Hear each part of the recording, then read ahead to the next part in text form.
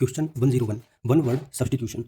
ये one word दिए हुए हैं फ्रेंड्स और इनके लिए वर्ड दिए हुए हैं ये वाले, हमें बताना है कौन सा वर्ड कौन से सेंटेंस के लिए होगा। तो देखिए फ्रेंड्स, इस judgment that a person is not guilty of the crime they were charged with.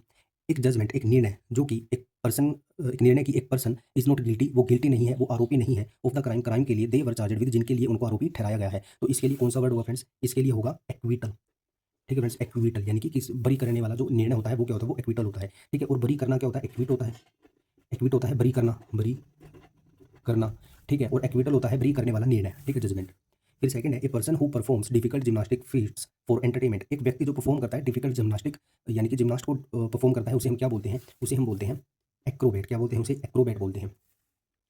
A word formed from the initial letters of other words and pronounced as a word. एक word जो बनाया जाता है from the initial, दूसरे वर्डों के शुरुआती letter से, यानी कि दूसरे वर्डों के शुरुआती लेटर को उठाकर नया वर्ड बना देना और उनको एक वर्ड के रूप में प्रोनाउंस करना उस वर्ड को, उसे हम क्या बोलते हैं? उस वर्ड को हम क्या बोलते हैं? उसको हम बोलते हैं एक्रोनिम। क्या बोलते हैं? एक्रोनिम बोलते हैं।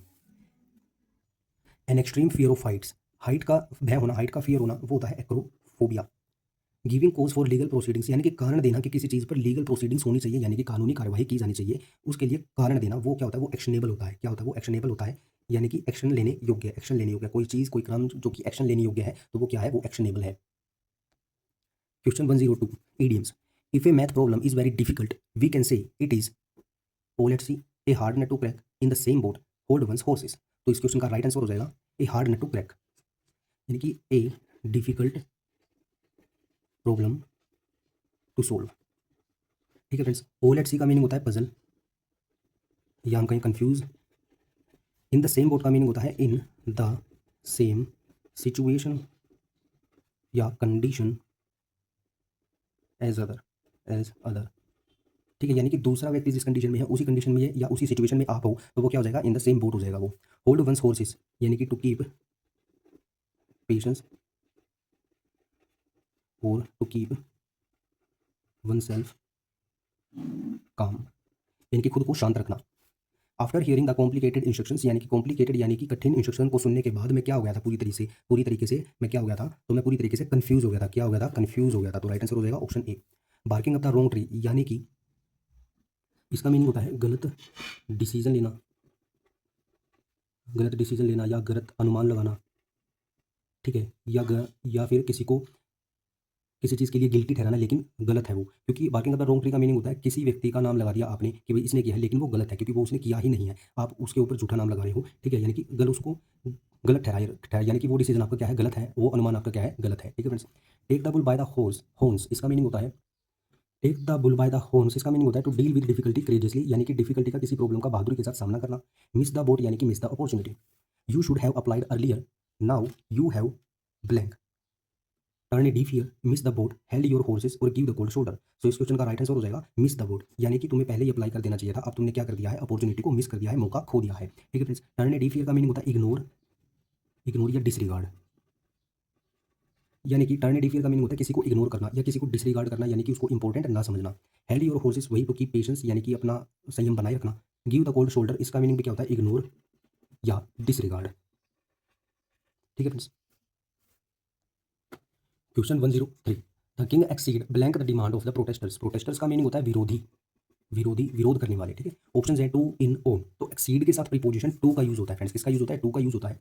एक्सीड टू का मीनिंग होता है मान लेना, मान लेना, स्वीकार कर लेना।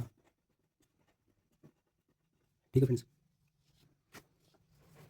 तो देखिए friends, accede to request, demand, proposal, wish और टर्म्स, यानी कि एक्सीड टू मान लिया, स्वीकार कर लिया किसी की रिक्वेस्ट को, किसी की डिमांड को, किसी के प्रपोजल को, प्रस्ताव को, किसी की इच्छा को, विश को, और किसी की टर्म्स को यानी कि कंडीशन को। ठीक है फ्रेंड्स,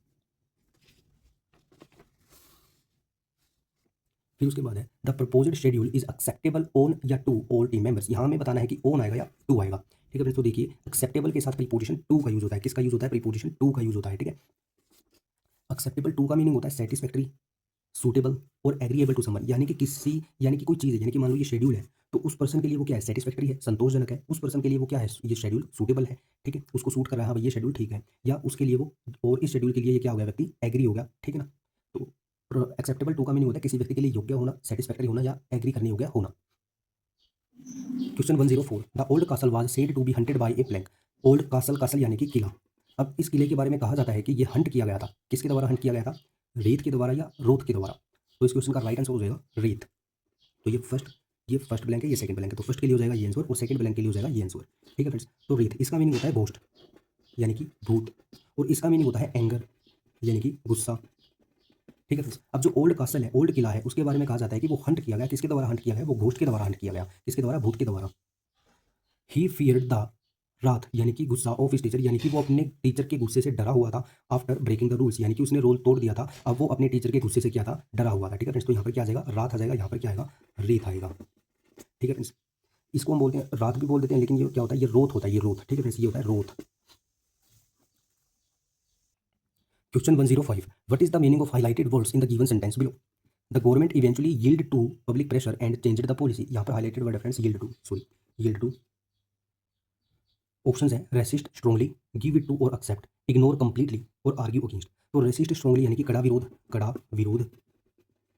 गिव इट टू और एक्सेप्ट यानी कि स्वीकार कर लेना या झुक जाना। इग्नोर कंप्लीटली यानी कि पूरी तरह से इग्नोर करना, किसी को नज़रअंदाज करना। और आर्ग्यू अगेंस्ट का मीनिंग होता है, तो जो गवर्नमेंट थी इवेंचुअली आखिरकार वो यील्ड टू हो गई थी पब्लिक प्रेशर से एंड चेंज्ड द पॉलिसी, और उसने पॉलिसी को चेंज कर दिया था। ठीक है फ्रेंड्स। तो यहाँ पर यील्ड टू का मीनिंग हो जाएगा option B, give it to और एक्सेप्ट, यानी कि जो गवर्नमेंट है ना, वो आखिरकार क्या हो गई थी, वो झुक गई थी किसके सामने, पब्लिक प्रेशर के सामने। ठीक है। और उसने क्या कर दिया था, पॉलिसी को चेंज कर दिया था। ठीक है फ्रेंड्स। यील्ड टू का मीनिंग होता है झुक जाना या स्वीकार करना।